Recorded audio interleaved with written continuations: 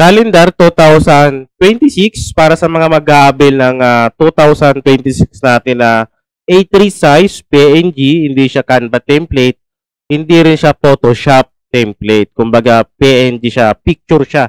Nalalagyan nyo na lang ng banner ads. Tulad dito guys. Ayan, so picture lang siya. Ayan. So gagawin natin dyan, lalagyan natin siya ng ads dito sa taas. Tulad nito guys. Ayan, so meron na siyang banner ads. Ito ay picture lang din, inattach ko lang dito sa ating calendar. At pwede ka rin gumawa ng manual. Ayan, so magdi-design ka na lang din ng banner ads. Depende dun sa customer kung ano yung ipapalagay nila.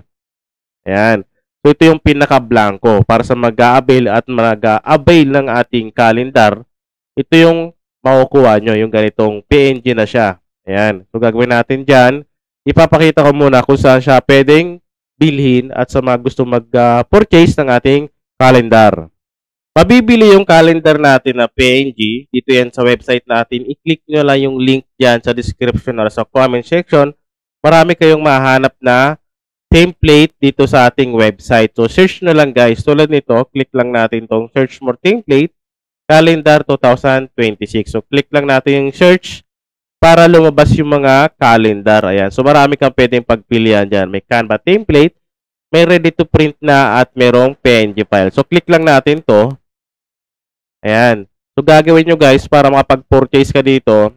Dito sa website natin, maraming payment method na pwedeng magamit sa pagbayad. So, GCash, bank transfer, PayPal, Paymaya or Maya. Meron tayong Shopee Pay, StarPay, C-Bank, Land Bank, Alawan, BPI. So, marami yan, guys. So, gagawin mo dyan, click mo lang add to cart. Ayan. So, lalabas na dito yung pinorchase mo or in-add to cart mo. So, gagawin mo dyan, click mo lang tong proceed to check out. Gagamit ka ng GCash, Maya, or bank. So, depende dun sa gagamitin mong pambayad. Click mo lang yung proceed to check out.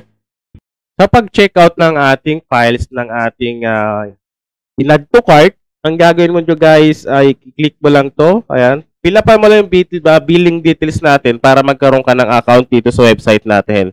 Para every time na maglalagin ka, meron kang record or meron kang account sa website natin.